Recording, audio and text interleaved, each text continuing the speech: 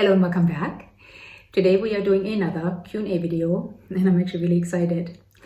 I had asked you on my community page on YouTube whether you wanted me to make another Q&A video, and if so, to please leave some questions over there on Facebook, Instagram, or email me. As always, you asked some amazing questions, so grab yourself some water, some tea, some coffee, and let's get right into it.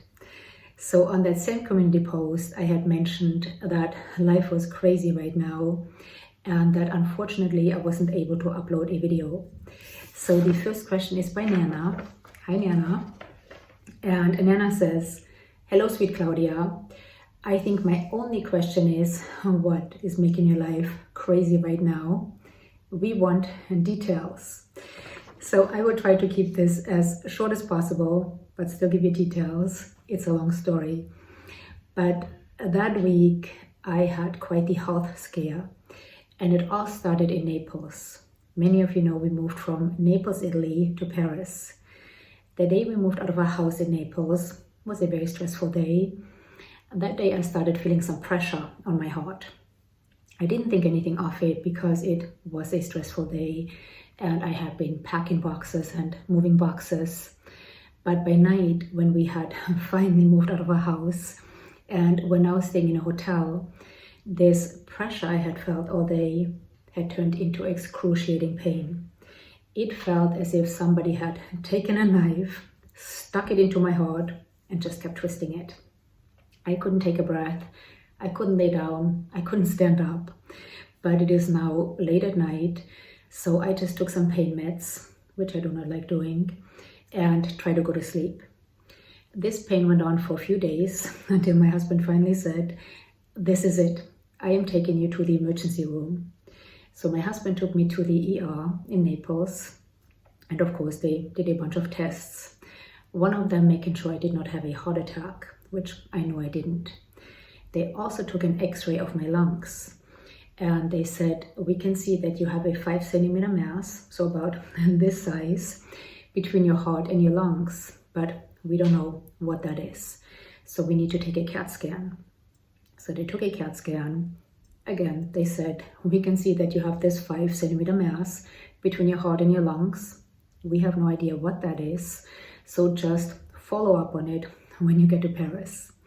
So of course, my husband and I leave the ER quite worried. We were almost out of the hospital and the ER doctor comes running after us with a piece of paper in his hand, and he said, wait a minute, I googled your symptoms and this is what I think you have. And he said I had an epipericardial fat necrosis, which I had never heard of, and apparently the ER doctor hadn't heard of it either. So back at the hotel, of course my husband and I are googling epipericardial fat necrosis, and it said it was very rare. In fact, it had only been reported in the English literature 57 times since 1967. So I was number 58, and that they didn't know what caused it, nor how it went away, or if it went away. But the symptoms they described fit mine to the T. So it also said that in the past, they would do surgery if somebody had this. But then one of these 57 people didn't do surgery, and it went away after about 6 weeks or so. So the treatment was just wait and see and manage your pain. So I started taking pain meds regularly, again, something I do not like doing, but the pain was excruciating. And slowly over the next few weeks, the pain got less and less. And I started taking less and less pain meds until I stopped taking them. Now I still felt a little bit of a pressure, especially when working out, but I thought that's just normal and hopefully at some point it will go away. But of course, once we were finally settled here in Paris, we made a follow-up appointment, which took a while to get because COVID is still happening. But that week, we finally had an appointment with a specialist. We saw a pulmonologist. And this woman said, yeah, she looked at my CAT scan from Naples, and she said, yeah, I can see that you have something right there. So we need another CAT scan, and I also want you to have a blood test. So on my way home from the appointment, I had my blood taken, And the next day, this doctor called me in panic, talking 100 miles an hour. You have to go to the emergency room. You have to see a cardiologist. She said, I think you had a heart attack.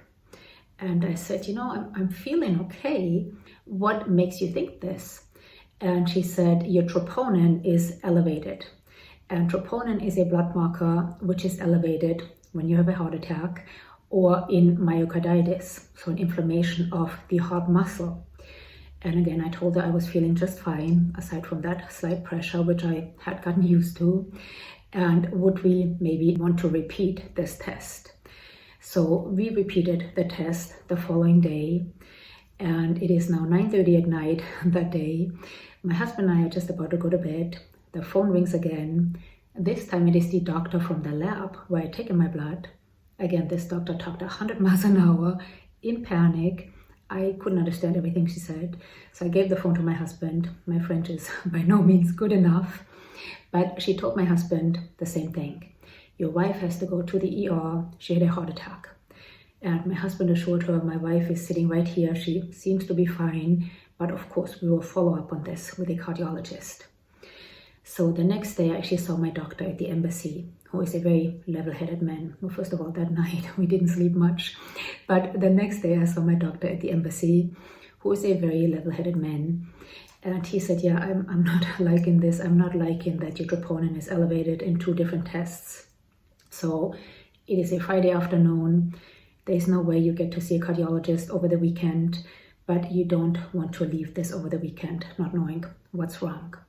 So I need you to go to the emergency room and have them check you completely over. So once more, my husband and I are going to the emergency room, this time in Paris. And they took 2 EKGs, an ultrasound. They took my blood again. And the ER doctor basically said, looking at my EKG, that I might as well be in the Olympics with that heart. So he said my heart was very healthy, but that he could see that my troponin is elevated. And he also took another blood marker, which is actually called the heart failure marker. And that one was also elevated. But him being an ER doctor, he said, I was just worried you had a heart attack, which you didn't, but you have to, of course, follow up on this. So that weekend, my husband and I consulted Dr. Google way too much, not always a good idea, but everything pointed towards me having myocarditis. Again, an inflammation of the heart muscle. Now, when you have myocarditis, you want to rest as much as possible. Of course, our heart never rests, it beats, luckily, but you don't want to exercise and stress the heart. And I had been exercising every single day. I had been so used to having this pressure from the epipericardial fat necrosis, I wasn't thinking of anything. So all weekend long, we're thinking, I have myocarditis and I have possibly caused some damage to the heart. So finally by Monday, I was able to call a cardiologist who got me in the next day. And this cardiologist took another EKG. And again, he told me that my heart looked very healthy, but that he wanted to take further tests. So he scheduled me for a contrast MRI, which I had the following day. And this contrast MRI showed that I had pericarditis. But I had another test scheduled with the cardiologist, an echocardiogram. So once this cardiologist looked at all my tests, he said, yes, you have pericarditis, your heart looks very healthy, luckily, no damage to the heart muscle, but you have pericarditis, which is an inflammation of the heart lining, and it is caused by the COVID vaccine.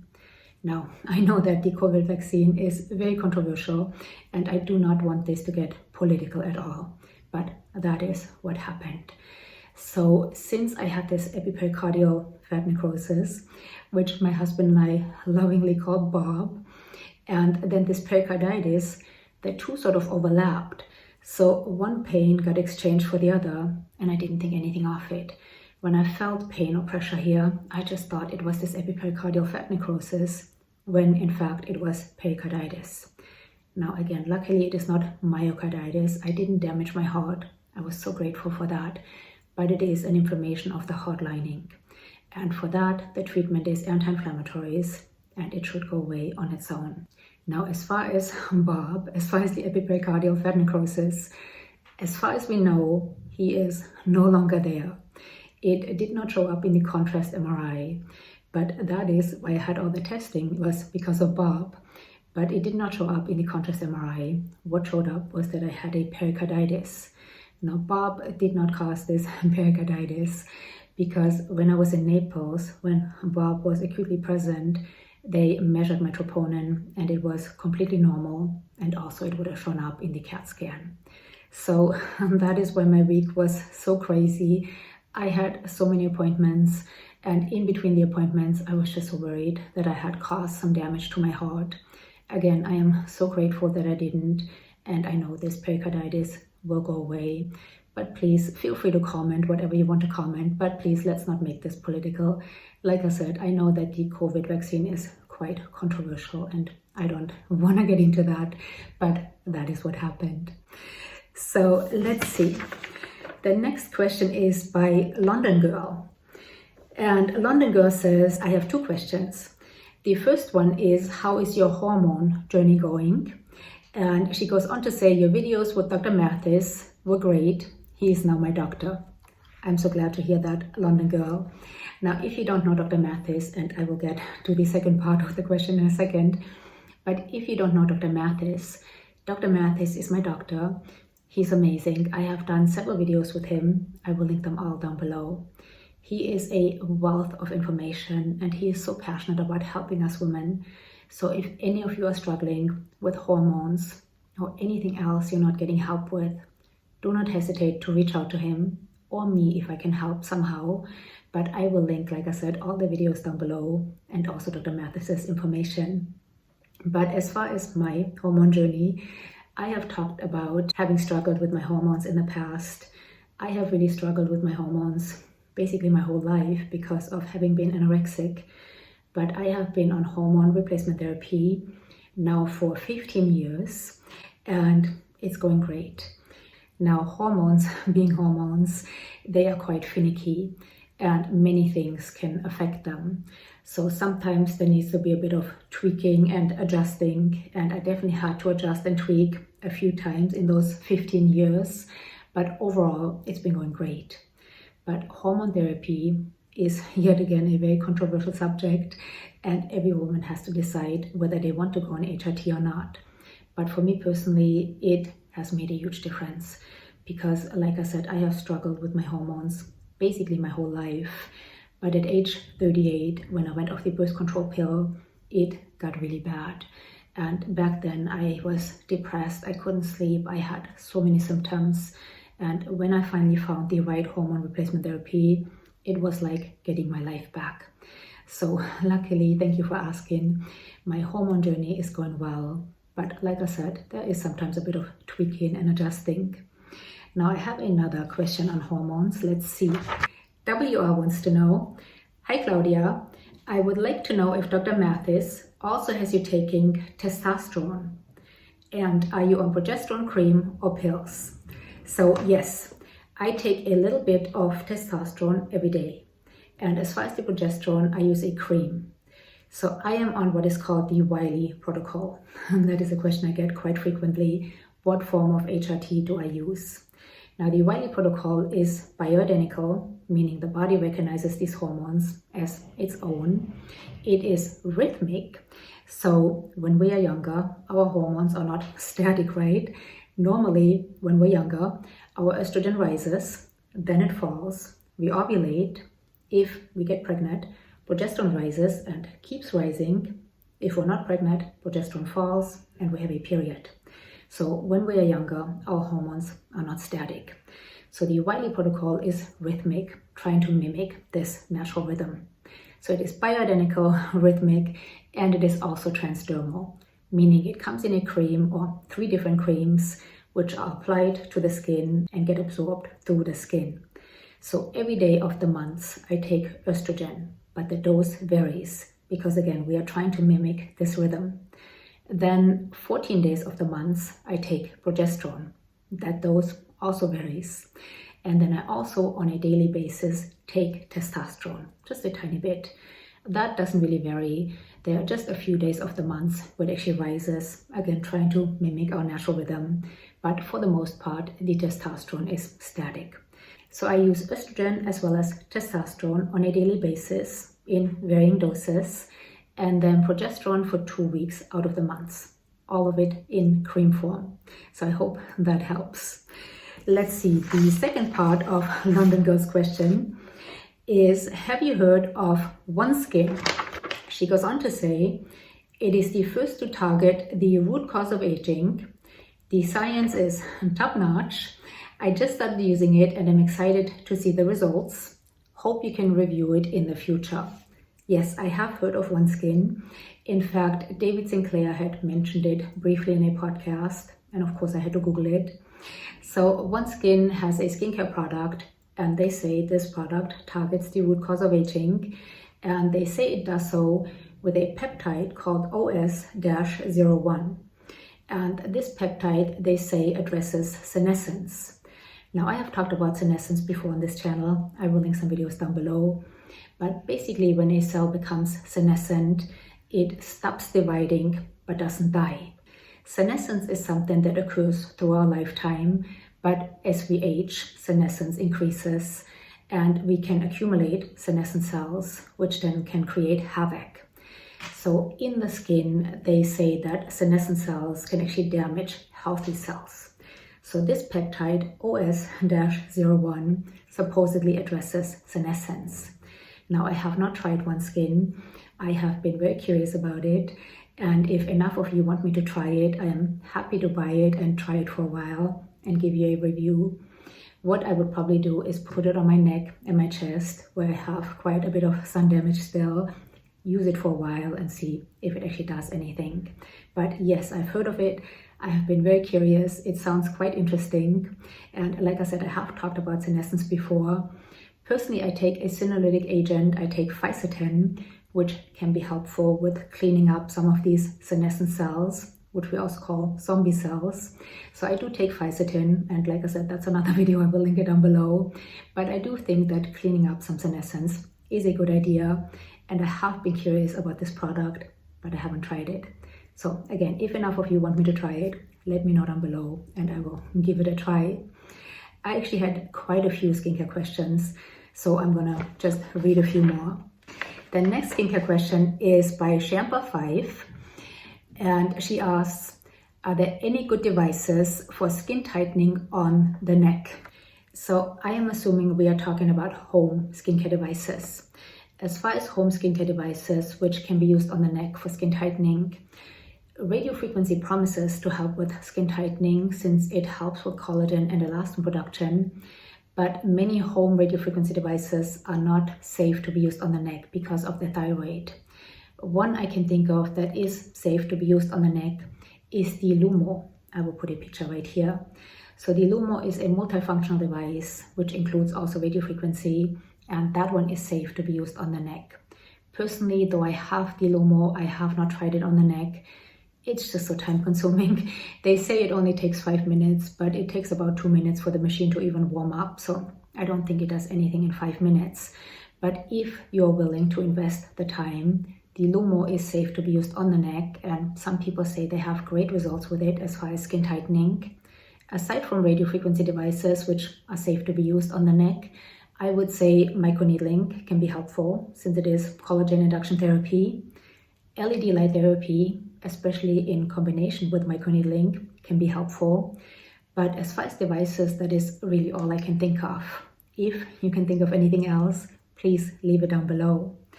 Let's see, another skincare question I got was from Diane Murphy. Diane says, what is your daily skincare routine? I am confused with so many products to use day and night. So Diane, I just recently posted my morning as well as my evening skincare routine, and I will link them both down below. But I hear you, there are so many products on the market and it is tempting to think we need to use them all. But I think what we often forget is that external products can only do so much. Some of them don't do much at all. In my opinion, what is the most important thing we can do for a healthy skin, healthy hair, nails, and an overall healthy body is to eat a nutrient-dense diet. to make sure we get all the nutrients our body needs to make collagen and elastin. Getting enough sleep, managing our stress, I think those things are much more important than anything we can put on externally. But as far as products, I think the most important product is sunscreen. Aside from sunscreen, retinoids have some great research behind them, showing that they can help with epidermal thickening, which can in turn help with fine lines and wrinkles. Retinoids can also help with skin cancers. So retinol, retinaldehyde, retinoic acid, tretinoin or retin A, those are all retinoids, and they have great research behind them. So sunscreen as far as products, I think is the most important. A retinoid, I think, can be quite helpful. Then if you want to throw some antioxidants in the mix, vitamin C, green tea, resveratrol, all of them or just one, those can be helpful to protect us from oxidative stress. But like I said, there are so many products on the market, most of them don't do much at all. But the ones that have been proven to actually do something, sunscreen, retinoids, vitamin C has some good studies behind it, showing that it can help actually make our sunscreen more effective. It can also help with collagen production, but internal vitamin C is really important as well. So again, eating a nutrient-dense diet, not just applying vitamin C serum to the face. But aside from that, a moisturizer, which makes your skin feel good. Skincare to me is fun. I'm a bit of a skincare junkie and I have loved skincare since I was this tall. So I use many products which I don't need to use, but I like using them. But if you want to keep it simple and just use the most effective skincare out there, sunscreen, a retinoid, an antioxidant, and a moisturizer. I really think that is all you need. Now, I also get a lot of questions on layering products, and I think we overthink that as well. Usually the rule of thumb is from thinnest to thickest, but then people think, well, this ingredient doesn't mix with this one, and really most ingredients do beautifully with each other. For example, you can mix your retinoic acid with vitamin C, you can mix your retinoic acid with alpha-hydroxy acids. Some people say you can't. Yes, you can. That is, of course, if your skin can handle it, but those ingredients go really well together if your skin can handle it. Now, there are a few ingredients which don't really like to mix. Ascorbic acid and kappa peptides don't do too well together, but most ingredients do just fine with each other. So I think we're overthinking it. Really have some fun with it. If you're like me and you love skincare, then buy a few more products, but know that maybe they might do something, maybe they don't.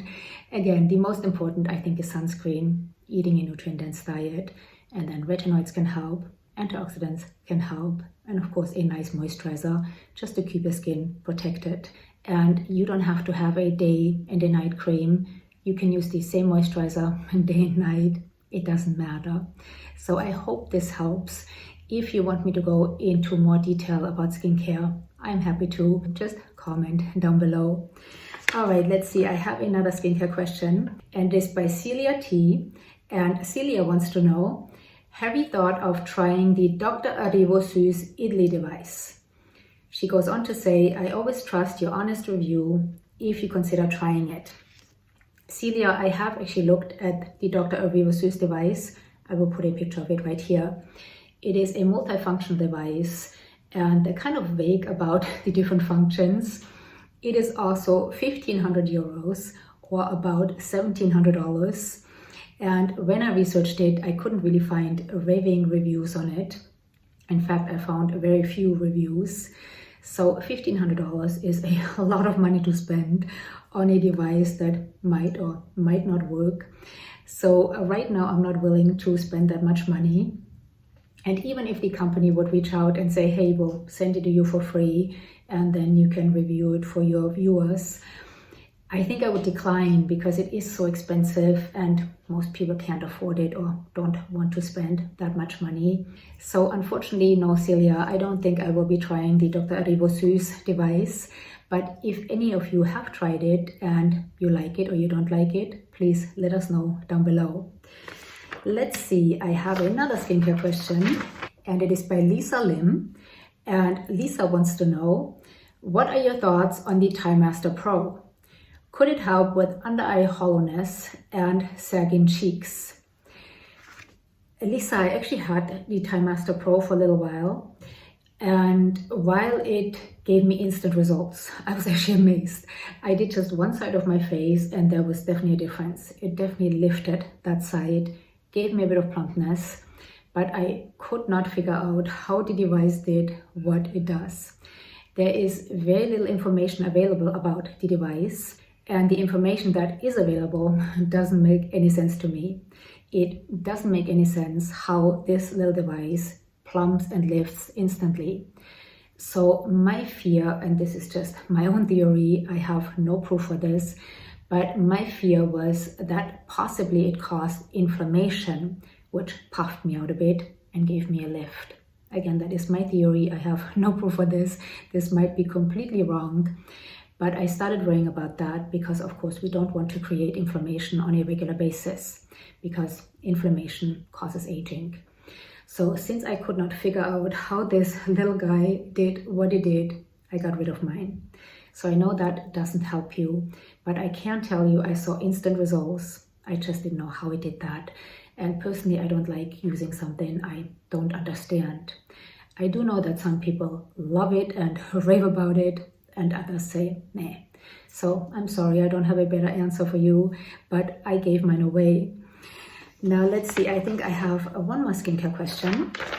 This one is by Fueled by Plants, and she wants to know, I have been hearing about clean skincare products, those that don't contain harmful chemicals. What do you think? Are there substances and ingredients that should be avoided in skincare, or is it an overreaction? Parabens and SLS, for example. So I am somewhere in the middle on this. First of all, clean means nothing, right? There is no clean certification. So everybody can just put clean on the product. It means nothing. And just because something is a chemical doesn't mean it's bad. And just because something is natural doesn't mean it's good, right? There are many chemicals that are not harmful. There are many good things that can be harmful. So clean means nothing, chemical is not a bad thing, and natural is not necessarily a good thing. But I do think that there are substances in skincare that can be avoided. Like, for example, I try to avoid SLS, sodium lauryl sulfate, because SLS makes things foam, but it can also really strip your skin and your hair. Now, while not necessarily dangerous, I think it is unnecessary, and why put it in skincare? Parabens, here in Europe, 5 parabens are actually banned. Not all of them, but 5. And they banned these 5 parabens because a study showed that these parabens had the potential risk of causing cancer. Now, some experts say that these studies don't translate to real life. But in Europe, we are kind of like, if there's a risk of anything, let's take it out. And that's kind of how I feel. Better safe than sorry. So if something is not necessary and there is a potential risk, why put it in the first place? Now again, that doesn't mean that chemicals are bad and natural is good, but some things, if they can be avoided, like SLS, why put it in there? So that's where I am. I'm somewhere in the middle. So in the past, I would not use things with parabens. Now I actually use a sunscreen which contains parabens because I have done my research, and with what I have learned, I feel okay using this particular sunscreen with these parabens in it. But that is something I think we have to do as the consumer. Do not trust a label that says clean because it means nothing. Do not trust a label that says chemical free because chemicals aren't necessarily a bad thing, or that says all natural because all natural is not necessarily a good thing. But read the ingredients and figure out for yourself if there's an ingredient in there that you might be concerned about. Figure out for yourself, what is the risk of this ingredient? Is there even enough of this ingredient in this product that I have to worry about it? And then decide, do I want to buy this product or not? So I think we as the consumers have to really be informed. We can't trust a label that says clean or chemical free or natural. None of that means anything. If we are really concerned about what we are putting on our skin, we have to learn to read ingredients and then decide, is this something we want to buy or not?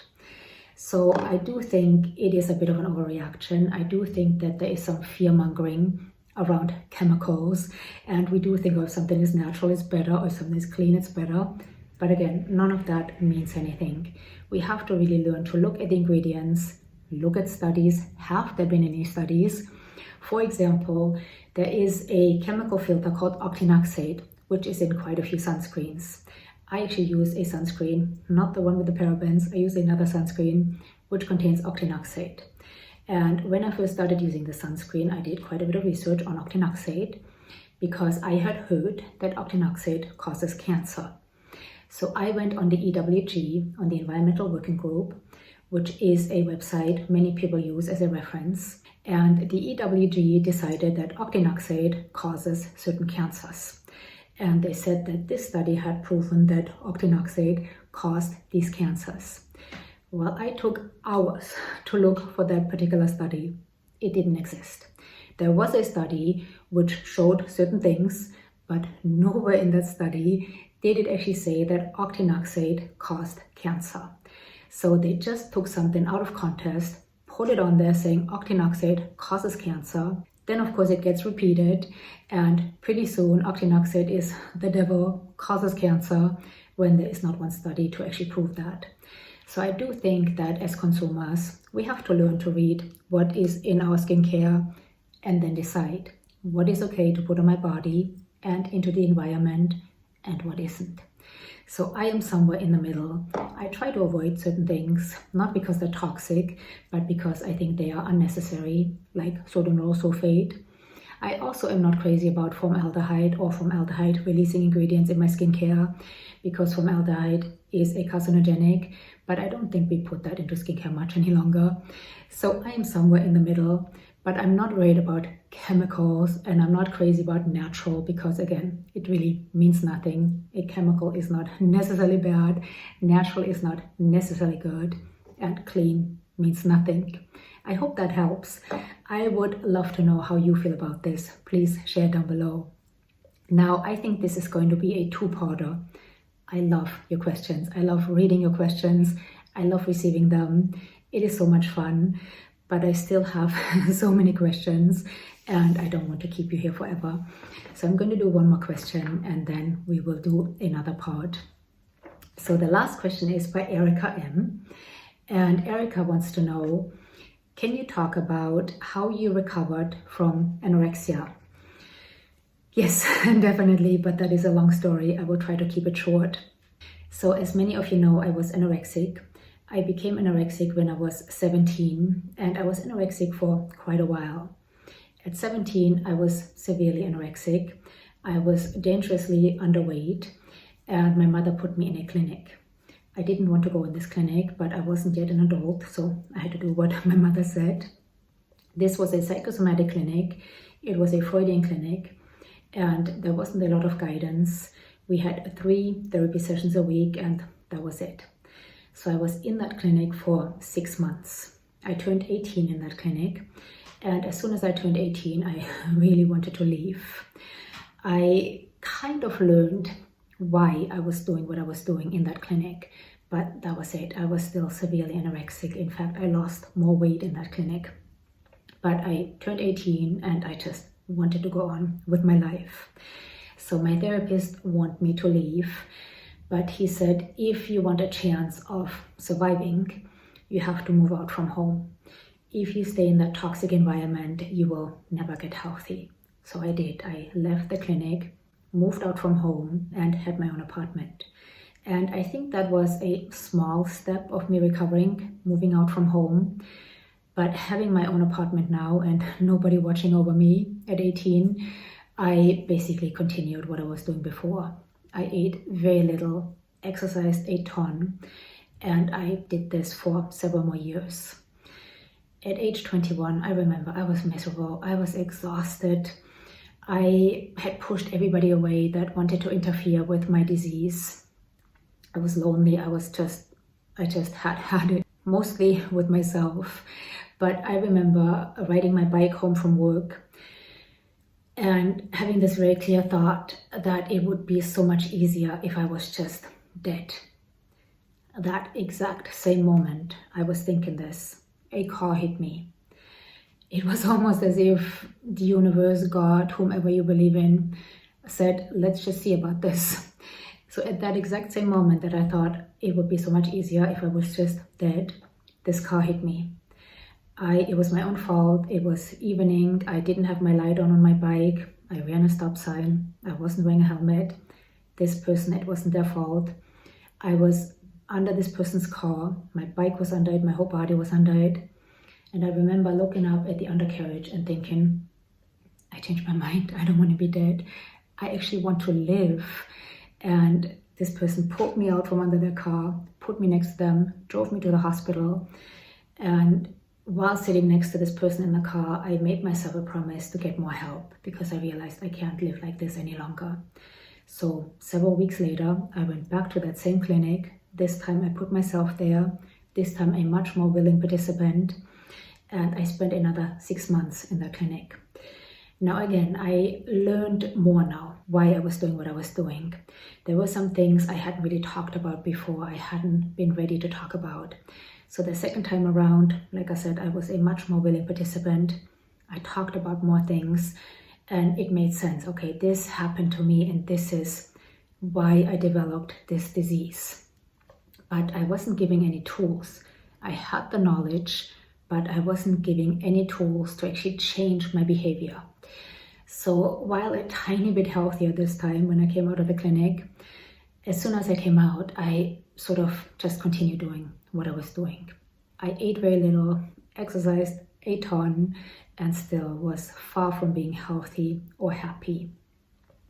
So at age 22, I actually went on a trip to the United States. And as soon as I landed in the airport, I had this gut feeling. It was so loud, I almost heard it. And this feeling said, you are going to stay in this country. And I did. And that right there was a big step of me getting healthy. Leaving my country, physically leaving my country. Now, of course, I brought all the stuff with me. It's inside of me, right?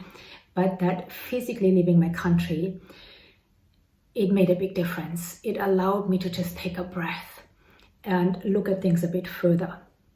So that, first of all, that clinic, it saved my life, even though I didn't get the tools, but it saved my life. It interrupted that deadly cycle twice. Going to the United States and staying there, physically leaving my country, even though I took all that stuff with me, that was a big step. But still for many years, I wasn't healthy. I was happier than when I lived in Germany, but I ate way too little, exercised way too much. Food was always on my mind. How many calories had I eaten? How many do I have to burn? I wasn't healthy. I still pushed people away. If somebody wanted to interfere with my disease, I don't have time for you. So I wasn't healthy.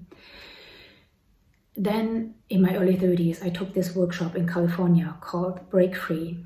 And if you live in California, it was life-changing. I did not want to take it at first. I thought it was crap, but it was life-changing. I will link it down below. But in that workshop, I finally got the tools. I had learned years earlier why I was doing what I was doing, but I couldn't shut up this very persistent voice in my head that kept telling me, push further, eat less, do this, do that. I couldn't shut it up. Sometimes it was like I just wanted to bang my head against the wall for it to stop. That, of course, wouldn't have helped, but I just couldn't stop it. So in that workshop, I got the tools, not to necessarily shut that voice up, which is impossible, but I learned to communicate with myself differently, including that voice. And rather than to shut it up, to acknowledge it and to almost thank it and say, thank you so much. You came up with this brilliant coping mechanism to protect us from all the things that happen to us and keep us distracted. But now that we have the tools and know how to be kinder to ourselves, let's try something different. So that was huge, getting those tools to learn to communicate with myself differently And through that, to learn to accept and love myself. That was huge. Now, this journey of self-love is one I'm still on, and I believe it is a lifelong journey. But it started with that workshop, and it started with having those tools. And that was probably the biggest part of my recovery, getting those tools. Like I said, years and years ago, I had learned why I was doing what I was doing. But it's like learning a language, but never being able to speak it. But suddenly I was able to speak the language. I didn't just know it, I was able to speak it. And that was huge. And then aside from that, there were just so many little things in my life, so many different people that I met, and so many different instances that just had to fit together beautifully. They were either meant to be or just a lucky break, but they just had to fit together beautifully. And I think meeting my husband was kind of the last part of the puzzle. I wouldn't have been able to meet my husband would I have not done all that healing work first. I wouldn't have been able to be with him, because before I healed a lot of this stuff, I'm still healing. It's like I said, it's a lifelong process. But before I healed a lot of that stuff, I couldn't have been with somebody that loved me, because I didn't love myself. And I had many people in my life that tried to love me, and I pushed them away because I thought, what is wrong with them? Don't they see how messed up I am? So would I have not done all that, I couldn't be with my husband. But meeting my husband was kind of the last piece of the puzzle. Meeting him and allowing him to love me, and realizing that I deserve that love, and being able to love him back. I think that was sort of the final piece of that very big puzzle. And like I said before that, many little pieces had to fit together, and they fit together beautifully. So it definitely was not a linear recovery. I had quite a few relapses, but even the relapses, I think, were part of my recovery, because every time I relapsed, there was that part of me that wanted to get healthy. And every time I relapsed, I wanted it a bit more, because I had seen the other side, and I knew that it was possible to be happy and healthy. So I hope that explains it. It definitely was, like I said, not a linear recovery, and it wasn't an easy one. It took a long time. I'm very, very grateful that I recovered. I'm very grateful for all the things that allowed me to recover, and all those pieces that fit together so beautifully. So yeah, I hope that makes sense. I think that recovery from any sort of disease is different for every person.